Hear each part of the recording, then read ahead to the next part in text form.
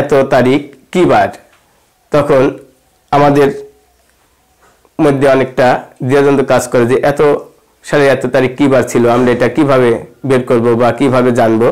এটা আমাদের তোমরা এটা দুই ভাবে বের করতে পারো। এটা তোমরা ইন্টারনেট থেকে অথবা ফোনে সফটওয়্যার ইউজ করে আর হচ্ছে অঙ্ক করে, কিন্তু পরীক্ষা হলে তো ইন্টারনেট ব্যবহার করা যাবে না, ফোনই থাকবে না। প্রিয় শিক্ষার্থী বন্ধুরা, এটা তোমরা দুই ভাবে বের করতে পারো। যদি তোমাদের কেউ উপস্থিত জিজ্ঞাসা করে, তখন হয়তো তুমি ফোনের সফটওয়্যার বা ইন্টারনেট ব্যবহার করে তুমি সহজেই অল্প সময়ের মধ্যে বলতে পারো। আর আরেকটি হচ্ছে ক্যালকুলেট করে, যেটা আমি অঙ্ক করে তোমাদেরকে দেখাবো, কিন্তু এটা তো পরীক্ষার খাতায় তোমাদেরকে এই ফোন বা ক্যালকুলেটর ইউজ করতে দেওয়া হবে না। তাহলে ফোন বা ক্যালকুলেটর ইউজ না করে কিভাবে আমরা বের করি অল্প সময়ের মধ্যে, চলো দেখি। প্রিয় বন্ধুরা, মনে করো আমাদেরকে বলা হলো 2023 সালের, ও স্যার আমি যে কথা বলি কেটে দেন না, একটু বলেন। মনে করো আমাদেরকে বলা হলো, প্রিয় শিক্ষার্থী বন্ধুরা, মনে করো আমাদেরকে বলা হলো 2023 সালের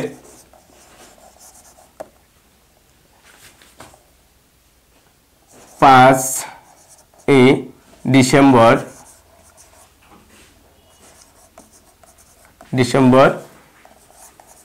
কি বার।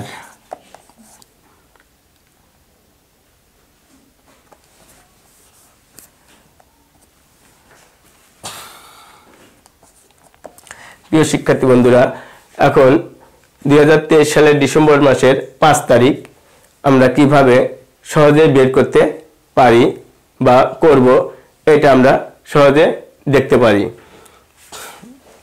এটার জন্য আমাদেরকে 12 মাসের 12টা ফর্মুলা বা সূত্র মনে রাখতে হবে। জানুয়ারি থেকে শুরু করে ডিসেম্বর পর্যন্ত 12টা সূত্র আছে আমাদেরকে, প্রত্যেকটা মাসের এক একটা করে সূত্র আছে। যেমন January, February, March, April, May, June, July, August, September, October ও নভেম্বর, ডিসেম্বর যে আছে, এইগুলার যে মান আছে এই মানটা আমাদেরকে জানতে হবে।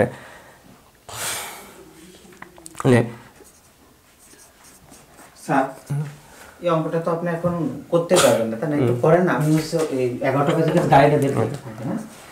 জানুয়ারি সমান 7, ফেব্রুয়ারি সমান 3, মার্চ সমান 3, এভাবে ডিসেম্বর সমান 5। যেহেতু প্রিয় শিক্ষার্থী বন্ধুরা আমাদেরকে ডিসেম্বর মাসের 5 তারিখ বের করতে বলা হয়েছে, তাহলে আমরা এই যে 12 মাসের এখানে ব্যবহার করতেছি, জানুয়ারি মাসের 7, ফেব্রুয়ারি মাসের 3, মার্চ মাসের 3, এভাবে April, May, June, July, August, September, October ব্যবহার করে আমরা ডিসেম্বর পর্যন্ত আসলাম। 12 মাসের 12টা তারিখের যে ফর্মুলা আছে এটা আমাদেরকে জানতে হবে। তাহলে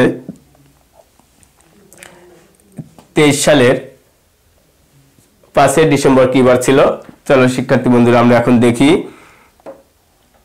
প্রথমে আমাদেরকে যেটা করতে হবে, 2023 সালকে 4 দ্বারা ভাগ করতে হবে। ভাগ করলে হবে 4 × 5 = 20,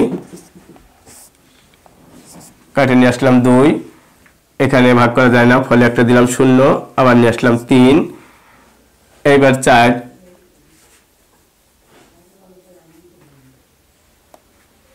4 × 5 = 20, বাঁচে 3। এখন এই যে 505 আমরা ভাগফল পেলাম, এইটা আমরা 2023 সালের সঙ্গে যোগ করব। তাহলে 2023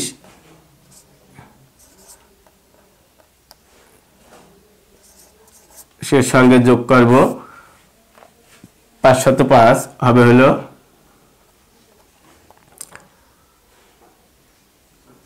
8, 2, 5, 2 যোগ করলে। এখন আমাকে বলা হয়েছে ডিসেম্বর মাসের 5 তারিখ। তাহলে এখানে যোগ হবে 5,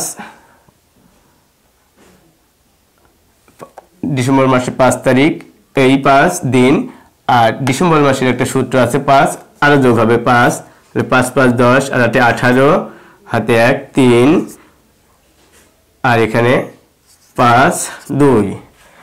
এটা পেলাম আমি। এখন যোগফল। প্রিয় শিক্ষার্থী বন্ধুরা, যেহেতু আমরা জানি 7 দিন সমান 1 সপ্তাহ, তাহলে এখন আমাদেরকে কি করতে হবে, এই যোগফলটাকে এবার 7 দ্বারা ভাগ করতে হবে।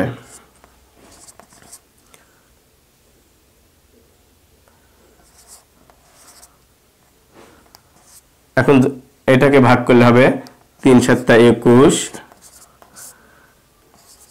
থাকে 4, বিয়োগ করলে কাটে নিয়ে আসলাম 3, তাহলে 6 7 42,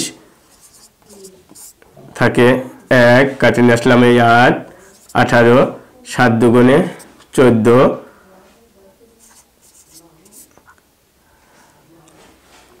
এখানে অবশিষ্ট থাকে 4। তাহলে প্রিয় শিক্ষার্থী বন্ধুরা, আমরা সহজেই দেখলাম যে এখানে 7 দিয়ে ভাগ করার ফলে আমাদের এখানে অবশিষ্ট থাকলো 4। তাহলে এই 4 যেহেতু থাকলো, তাহলে আমরা এখানে সপ্তাহের প্রথম দিন শনিবার, রবিবার, সোমবার, মঙ্গলবার, এভাবে গুনতে গেলে আমাদের আসবে হলো শনি, রবি, সোম, মঙ্গল, 4। যেহেতু তাহলে 4 দিন হবে মঙ্গলবার। প্রিয় শিক্ষার্থী বন্ধুরা, দেখো আমরা সহজেই কিভাবে বার নির্ণয় করতে পারলাম। আশা করি তোমরা খুব ভালোভাবে এটা বুঝতে পেরেছ। পরবর্তী আমরা আবার অন্য আরেকটি ক্লাসে তোমাদেরকে অন্য আরেকটি টপিক নিয়ে আলোচনা করব। আশা করি তোমরা এটা খুব ভালোভাবে বুঝতে পেরেছ।